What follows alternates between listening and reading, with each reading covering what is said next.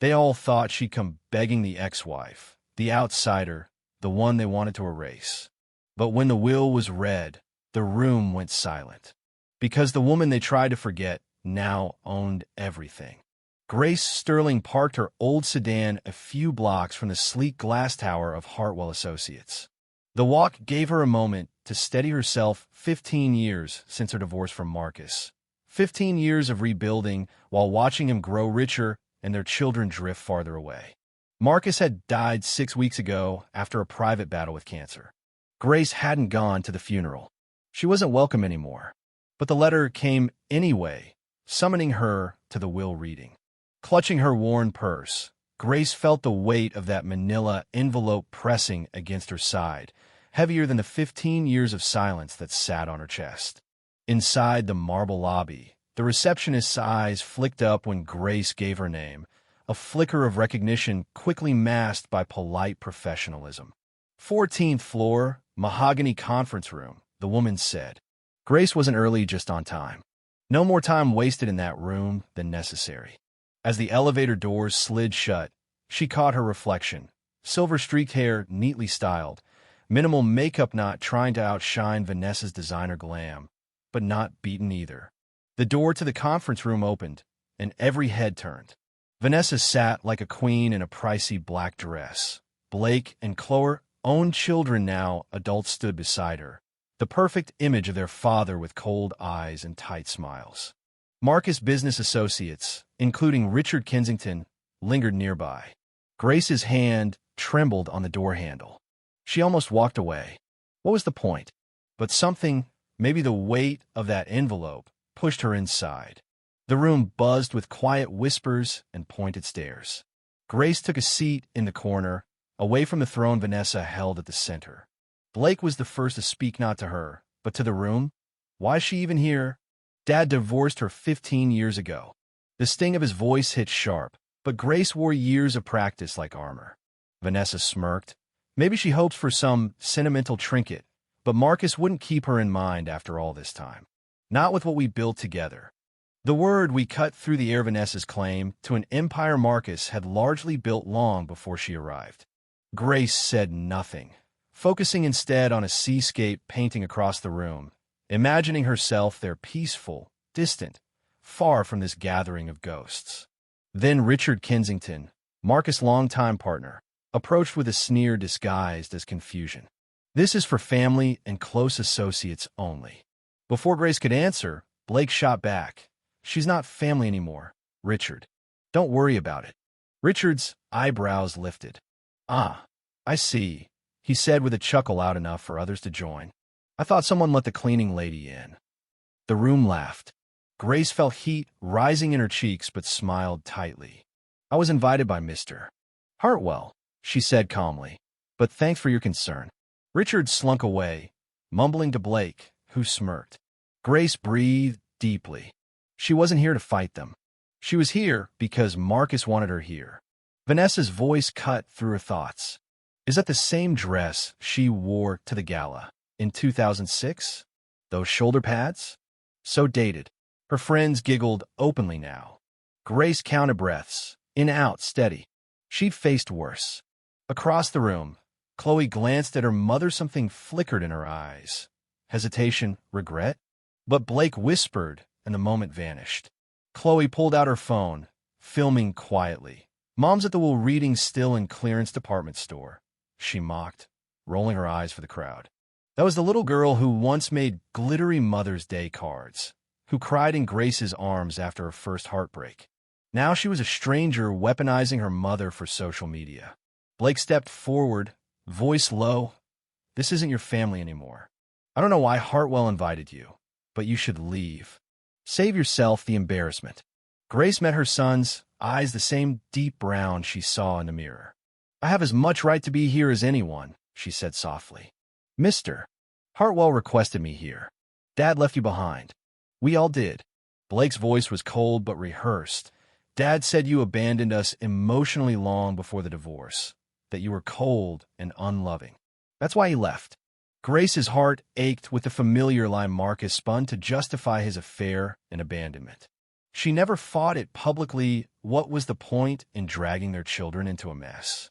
I hope someday you'll want to hear my side, she said gently. There's nothing to hear, Blake scoffed. We have the evidence therapist bills, emails where you said you needed space. We know you checked out long before Vanessa. Grace closed her eyes briefly.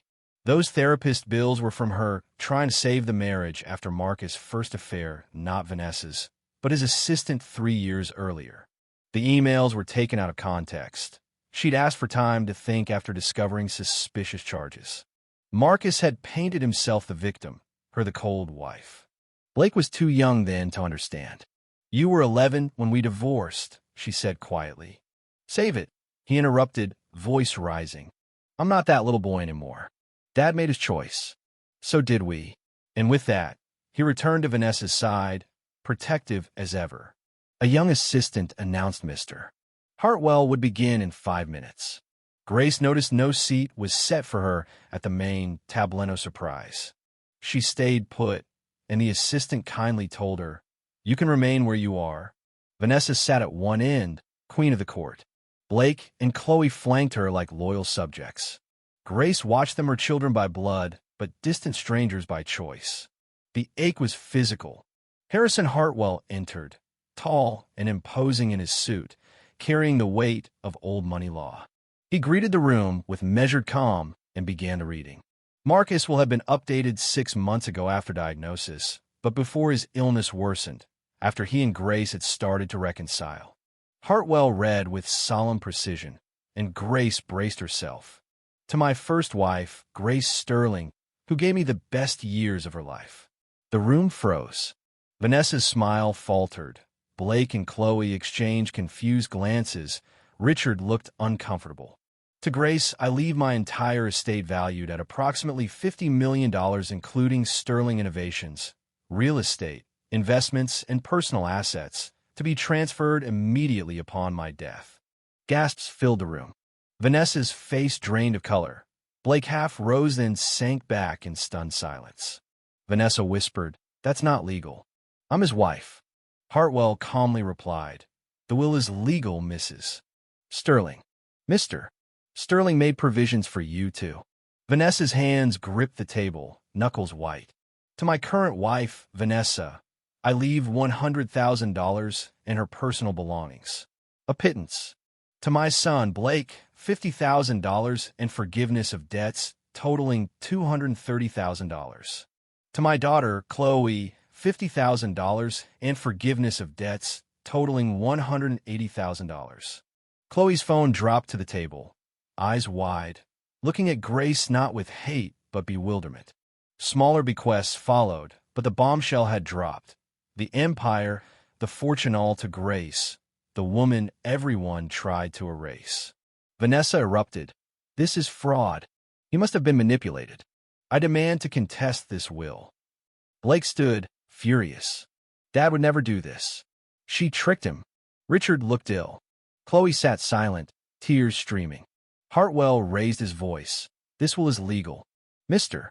Sterling was a sound mind. Vanessa hissed. I was with him for 10 years. I was there when he died. Grace had not attended. Hartwell continued. Mr. Sterling left a letter to be read now. Grace's heart raced. The letter was Marcus' own words, shaky handwriting, raw honesty. To Grace, leaving you everything was my greatest mistake. He admitted lying to their children about Grace, calling her cold, disinterested lies to cover his betrayal. He begged forgiveness. Vanessa screamed denial. He was delusional.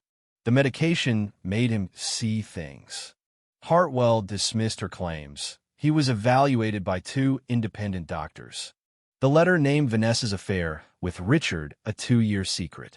Gasps. Richard fled the room. Vanessa was frozen. Marcus' voice on the recording echoed. Grace found out and told me. He spoke directly to Blake and Chloe, admitting failure as a father, wishing they'd rebuild with Grace.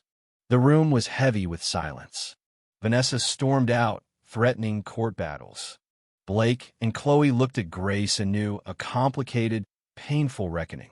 Grace finally spoke, confirming Marcus had tried reaching out, but they ignored him.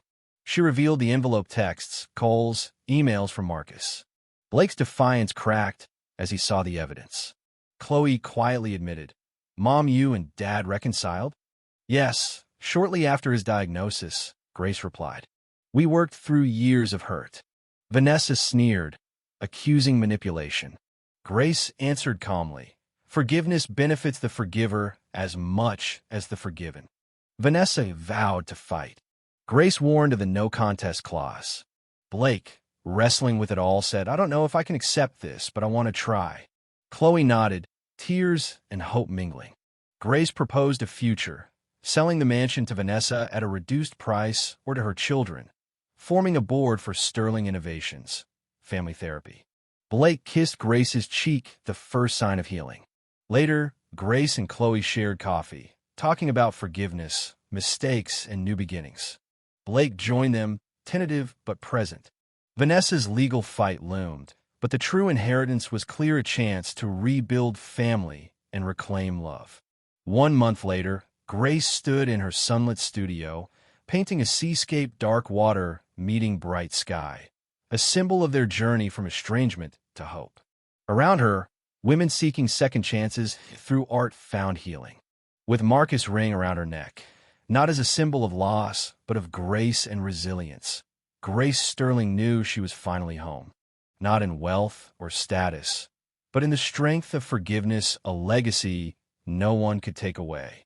So, tell me, have you ever had to forgive someone when it seemed impossible? Did you hold on to the hurt, or did you find a way to let it go? Share your story below. Maybe your courage will help someone else find peace. If Grace's journey spoke to you, consider subscribing, because second chances are worth fighting for.